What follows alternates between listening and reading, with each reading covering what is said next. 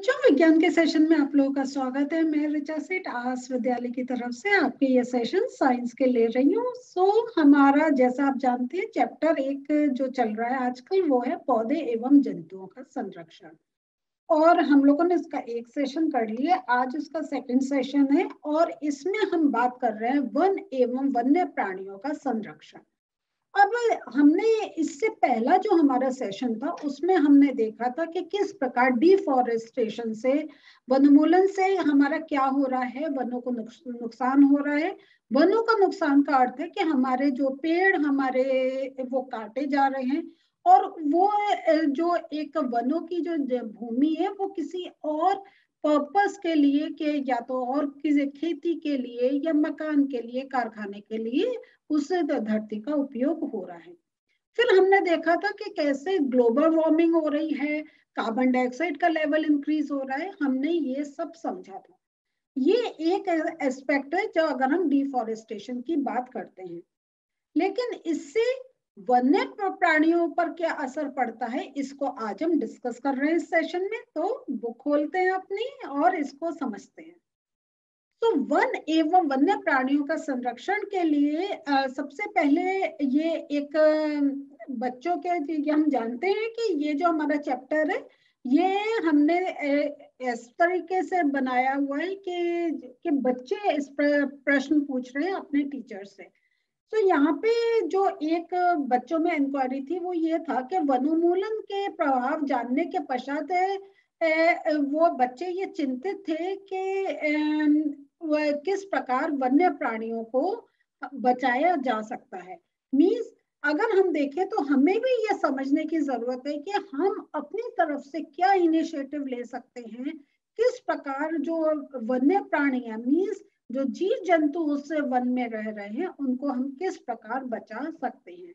तो इसके लिए क्या है कि वहाँ जो उनके टीचर्स थे उन्होंने कुछ ऐसे क्षेत्र के बारे में सोचा जहाँ ले जाके बच्चों को और अच्छी तरीके से समझा सके। तो उन्होंने जो थे उनके टीचर्स उन्होंने जैव मंडल संरक्षित क्षेत्र के भ्रमण का उन्होंने आयोजन किया। तो देखिए ये मैं टर्म आपको क्यों पढ़ रही हूँ, ये आपको टर्म्स मालूम होने चाहिए। जैव मंडल संरक्षित क्षेत्र कि ये हमारे स्पेशल क्षेत्र बनते हैं जहाँ पे हम जैव मंडल वहां पे एक बहुत प्रोटेक्टेड फॉर्म में रहता है। कैसे रहता है ये सब अभी हम आज जैसे सेशन में आगे चलेंगे इसको समझेंगे। फिर उन्होंने इसके लिए क्या करा, पंचमढ़ी जैव मंडलीय संरक्षित नाम इसको उन्होंने चुना कि यहाँ जाएंगे। तो ये देखिए ये आपको नाम बताए जा रहे हैं कि जैव मंडल संरक्षित क्षेत्र होते हैं, कहाँ कहाँ वो प्रेजेंट है, ये सब आपको ये नाम आपको मालूम होने चाहिए। और ये जो क्षेत्र है इसमें क्या है, पौधे एवं जंतु ऊपरी हिमालय की श्रृंखलाओं एवं निचले पश्चिमी घाट के समान हैं। तो यहाँ पे हमें ये एक वेरिएशन देखने को मिलता है। और फिर उन्होंने और इसके बारे में जब जानकारी ली तो क्या है उनके टीचर ने समझाया, लेकिन ये सबके समझने की बात है कि हमारे जो अपने पर्सनल एक प्रयास है, जो हमारे एफर्ट है उस वो एक बहुत हमें भी एक सतर्क रहना चाहिए। और इवन जो समाज है हमारा उन सबके के भी प्रयास होने चाहिए कि किस प्रकार जो हमारे एरिया का जो वन क्षेत्र है उसको हम सुरक्षित रख सकें। यहाँ पे हम देखते हैं कि ये तो हमारे हम जो अभी बात कर रहे थे हमारे व्यक्तिगत और सामाजिक प्रयास होते हैं, लेकिन इसके अतिरिक्त क्या होता है, सरकारी एजेंसियां भी वनों एवं वन्य जंतु की सुरक्षा हेतु कार्यरत हैं। तो मीन्स अगर हमें देखिए कोई चीज भी अगर हमें प्रोटेक्ट करनी है, उसको प्रोटेक्ट करने के लिए अगर हम ये कहें कि पूरा गवर्नमेंट का काम है वो भी गलत होगा, और गवर्नमेंट ये कहे कि आप जो जनता वहां रह रही है उसका कार्य वो भी गलत होगा। सबको मिलकर एक काम करना चाहिए कि हमारा ये रोल होना चाहिए कि अगर हमें लग रहा है कि कोई इलीगल कुछ कटिंग कर रहा है, हमारे वो एक क्षेत्र बेकार हो रहा है, तो हमें गवर्नमेंट की नोटिस में लाना चाहिए। और अगर हम खुद वहां जाके पेड़ काट रहे हैं या हमारे जानकार ऐसा कर रहे हैं, तो हमें अपने को भी रोकना चाहिए, अपने जानकारों को भी रोकना चाहिए कि वन हमारे लिए एक, जबकि अगर हम वैसे देखें, हमें एक सिंपल अगर डायरेक्ट वे में कुछ नहीं मिल रहा है, आज हम शॉप में जाते हैं, हमें सामान मिल जाता है तुरंत, लेकिन वन से हम कहेंगे हमें क्या एक मिल रहा है, लेकिन जैसा आपने इससे पहले वाले सेशन में समझा था कि वो पेड़ चाहे हमें कोई फल नहीं दे रहे हैं, वो फूल नहीं दे रहे हैं, लेकिन उसके बाद वो हमारे पर्यावरण को किस प्रकार एक प्रदूषण मुक्त बना रहे हैं, किस प्रकार हमारा जो वहाँ का जो मृदा है उसकी जो संरचना है, जो उसकी खासियत है उसको मेंटेन करे हुए हैं, किस प्रकार वो पेड़ जल के जो लेवल है, भूमि जल जो है उसका लेवल मेंटेन कर रहे हैं। तो प्रत्यक्ष रूप में हमें नहीं मिल रहे हैं, लेकिन अगर हम लॉन्ग टर्म में देखें तो हमें बहुत बेनिफिट मिल रहा है। तो हमें अगर हम ऐसा कोई कार्य कर रहे हैं तो हमें अपने को रोकना चाहिए, जानकार है उनको रोकना चाहिए, कोई ऐसे हैं जिनको हम रोकने में असमर्थ हैं तो हमें गवर्नमेंट एजेंसीज का एक उनको सहयोग देकर वो ये कार्य रोकने में उनकी मदद करनी चाहिए। तो यहाँ पे हम एक और चीज आपको बता रहे हैं, तो ये सरकार उनकी सुरक्षा और संरक्षण हेतु नियम, विधियां और नीतियां बनाती है। तो जब ये वन क्षेत्र जब सरकार के अंदर में आ जाते हैं तो के वो एक कुछ नियम बनाते हैं, कुछ विधियां बनाते हैं, कुछ नीतियां भी बनाते हैं। तो वन्य जंतु अभयारण्य, राष्ट्रीय उद्यान, जैव मंडल संरक्षित क्षेत्र इत्यादि पौधों और जंतुओं के लिए संरक्षित एवं सुरक्षित क्षेत्र है। तो ये अलग है। वन्य जंतु अभयारण्य ये आपका आ गया, आपकी जो वाइल्ड लाइफ सेंचुरी होती है, आपके राष्ट्रीय उद्यान मीन्स जो आपके नेशनल जो पार्क्स होते हैं, और जैव मंडल संरक्षित क्षेत्र कि जो पूरा एक हमारा जितना जैव मंडल है उनका सुरक्षित क्षेत्र। तो ये तीन है। तो जो हमारे प्रोटेक्टेड एरिया से इनको हमने इन तीन कैटेगरीज में रखा है कि कहाँ हमें प्लांट्स ज्यादा मिल रहे हैं, कहाँ हमें प्लांट्स और एनिमल्स दोनों ज्यादा मिल रहे हैं, कहाँ हमें एक एनिमल्स का ज्यादा हमें वहां पे स्कोप मिल रहा है जहाँ वाइल्ड एनिमल्स है। तो इस प्रकार वहां पे यह सुरक्षित क्षेत्र बनाए जाते हैं। आगे हम देखते हैं, देखिए इसमें हम पहले आपका जो ऊपर का इंपॉर्टेंट पॉइंट एक है ये इसको समझते हैं, फिर आगे चलते हैं। जैव मंडल पृथ्वी का वह भाग है जिसमें सजीव पाए जाते हैं अथवा जो जीवन यापन के योग्य है। तो ये जो हम जैव मंडल की जब बात कर रहे हैं तो हम जैव मंडल का अर्थ है पृथ्वी का वो भाग जहाँ पे हमें सजीव मिलते हैं। और जैव विविधता का अर्थ है, ये आपके नए टर्म्स है इसलिए आप इसको नोट कर लीजिएगा कि जब हम जैव विविधता वर्ड बोलते हैं तो इसका अर्थ होता है पृथ्वी पर पाए जाने वाले विभिन्न जीवों की प्रजातियां, उनके पारस्परिक संबंध एवं पर्यावरण से उनका संबंध। ये बहुत इंपॉर्टेंट है। देखिए जैसा हमने देखा कि पेड़ जो है तो खाली पेड़ नहीं है, हमारा पूरा एक साइकिल चल रही है। अगर कहीं वाटर साइकिल को वो मेंटेन कर रहे हैं, वो वन्य जीवन को मेंटेन कर रहे हैं। तो इस प्रकार जब हम जैव विविधता की बात करते हैं तो उसका अर्थ होता है कि जो जीव उनकी जो विभिन्न प्रजातियां रह रही हैं, और फिर वो जो प्रजातियां उनका आपस में क्या संबंध है और इस प्रकार वो पर्यावरण पे क्या इफेक्ट डाल रहे हैं, ये पूरा हम एनालिसिस करते हैं। इसको मैं थोड़ा सा आपको और एक्सप्लेन करती हूँ कि देखिए हम देखते हैं हमारा फूड वेब है कि एक हमारा प्राणी है वो दूसरे प्राणी को भोजन के रूप में लेता है, मीन्स तो इस टाइप से देखते हैं। फिर थर्ड लेवल का जो है वो नीचे के जो लेवल है उनका एक भक्षण करता है। तो ये भी एक कहें पूरा हमारा एक फूड चेन मेंटेन करने में हेल्पफुल होता है। क्योंकि आपने देखा कि अगर हम एग्जांपल लें कि जैसे हमारे जो कीड़े मकोड़े हैं उनको मेढक खाता है, मेढक को सांप खाता है, सांप को चील खाती है। तो अगर इनमें से किसी की भी संख्या इंक्रीज हुई या डिक्रीज हुई, ज्यादा हुई या कम हुई, तो पूरा चेन डिस्टर्ब हो जाएगी।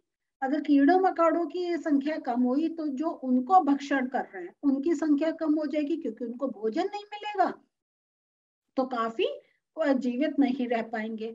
तो जब उनकी संख्या का खत्म हुई तो क्या होगा, तो उनकी संख्या खत्म होने से तो जैसे सांप अगर उनका भक्षण कर रहा है तो सांप की संख्या में भी कमी होगी। तो इस प्रकार कितनी प्रजातियां हमारी नष्ट होती चली जाएंगी। दूसरा है कि अगर वो जो बिल्कुल लोअर लेवल के हैं उनकी संख्या इंक्रीज हो गई, क्योंकि जो ऊपर का लेवल है जो उनका भक्षण करते हैं, चाहे वो कुछ पक्षी हो या कोई और जीव हो, तो वो क्या होगा, वो उनकी संख्या कम है, वो इतना उनका भक्षण नहीं कर पा रहे, तो वो जो कीड़े मकोड़े उनकी संख्या इंक्रीज हो गई, तो वो हमारे जो पेड़ पौधे उनको नष्ट करेंगे, क्योंकि पेड़ पौधे उनका भोजन है। तो हमारा ये पूरा एक बैलेंस चलाना होता है। अगर कहीं किसी लेवल का, किसी एक स्टेज पे किसी की संख्या इंक्रीज या डिक्रीज है, तो हमारा पूरा जो एक फूड वेब है वो एक डिस्टर्ब हो जाता है। तो ये एक हमारा है, और इस प्रकार हम देखते हैं कैसे पेड़ पौधे और सब एक मेंटेन रहे, तो हमारा पूरा एक वेब मेंटेन रहता है। दूसरी चीज जो हम देखते हैं, यहाँ आपका एक और बहुत इंपॉर्टेंट जो आपका अलग कलर में बॉक्स में होता है, वो बहुत इंपॉर्टेंट पॉइंट्स होते हैं। वनस्पति जात और प्राणी जात और उनके आवासों के संरक्षण हेतु संरक्षित क्षेत्र चिन्हित किए गए, जिन्हें अभयारण्य, राष्ट्रीय उद्यान, जैव मंडल, आरक्षित क्षेत्र कहते हैं। तो ये जो हम वर्ड्स पढ़ रहे थे, जो हम सेंचुरी, ये अभयारण्य मीन्स सेंचुरी होता है, उद्यान मीन्स फॉरेस्ट। तो यहाँ पे जो हम देख रहे हैं, तो ये क्या है, ये वनस्पति जात के लिए भी है और प्राणी जात के जो हैं, इनके संरक्षण के लिए ये एक हमारे डेवलप करे गए हैं। और इसमें क्या होता है, वृक्षारोपण, कृषि, चारागाह, वृक्षों की कटाई, शिकार, खाल प्राप्त करने हेतु शिकार इन क्षेत्रों में निषिद्ध होता है। तो देखिए इन क्षेत्रों में कृषि तक नहीं, आप फार्मिंग नहीं कर सकते, क्योंकि वो पेड़ अलग हैं। जो हमारे अनाज देने वाले पे कहीं हमारा जो कृषि का क्षेत्र है वो एक डिफरेंट होता है। तो इसमें ये सारे जो हैं ये सारे निषिद्ध होते हैं। तो ये जो आपका सेंचुरी का है वह क्षेत्र जहाँ जंतु एवं उनके आवास किसी भी प्रकार के विक्षोभ से सुरक्षित रहते हैं। राष्ट्रीय उद्यान, वन्य जंतुओं के लिए आरक्षित क्षेत्र जहां वह स्वतंत्र रूप से आवास एवं प्राकृतिक संसाधनों का उपयोग कर सकते हैं। जैव मंडल आरक्षित क्षेत्र क्या हो गए,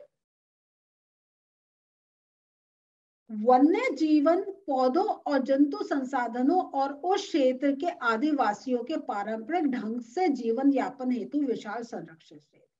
तो देखिए ये तीन जो हैं, इनके हम जो नाम अलग अलग देख रहे हैं, तो उनका एक मीनिंग भी डिफरेंट निकल रहा है। तो ये तीनों बहुत इंपॉर्टेंट है, तो ये आप अपनी बुक में मार्क कर लीजिए, ये आपसे प्रश्न रूप में भी पूछा जा सकता है।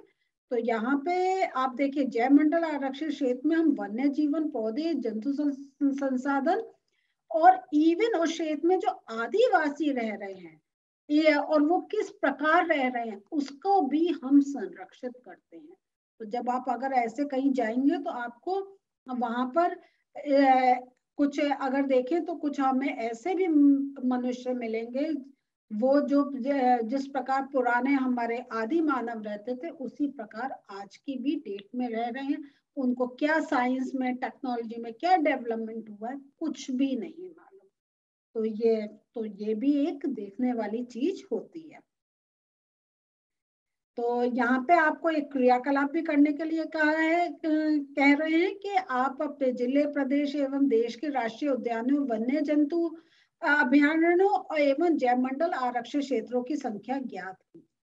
तो ऐसे तो आपको नहीं मालूम होगा तो आप गूगल सर्च कर सकते हैं, जिस स्टेट में रह रहे हैं या आपकी जो नेबरिंग स्टेट्स है उनके बारे में आप जानकारी प्राप्त करें और अपना एक कॉपी में उनको नोट करिए।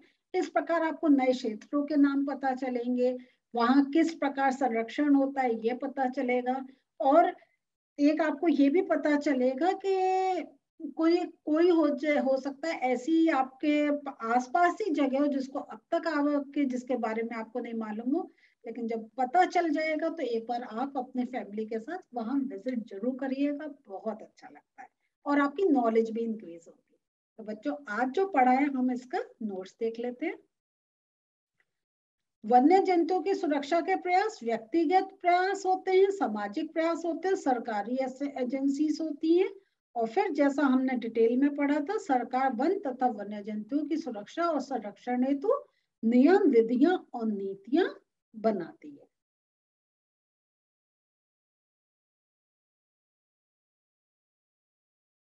पौधों और जंतुओं के लिए संरक्षित क्षेत्र आपके वन्य जंतु अभयारण्य मीन्स इनको वाइल्ड लाइफ सेंचुरी भी बोलते हैं।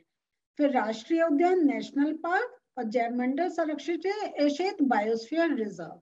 मैंने आपको इंग्लिश और हिंदी दोनों नाम दे दिए, तो अगर इन केस आपने कोई इंग्लिश नाम ऐसे सुना हुआ हो तो अब आप इसको और समझ सकते हैं। तो बच्चों, आज हम लोगों ने देखा कि कैसे जो हमारे वन्य क्षेत्र हैं, तो उसमें हम जो एक जो जीव प्राणी रहते हैं उनकी सुरक्षा के लिए क्या किस प्रकार एक एरियाज बनाए गए हैं और किस प्रकार सरकार ने कुछ नियम बना के वहां पे कुछ गतिविधियों को रोक रखा है। तो कुछ मैंने आपको ये नोट्स में दिखाए हैं, लेकिन जो आपके बॉक्सेस के थे वो सारे पॉइंट्स इंपॉर्टेंट है, तो उनको जरूर याद रखिएगा और अपने नोट्स में आप उनको, अगर आप कॉपी से अपने पढ़ने की हैबिट है तो अपनी कॉपी में वो वाले पॉइंट्स भी नोट कर लीजिएगा।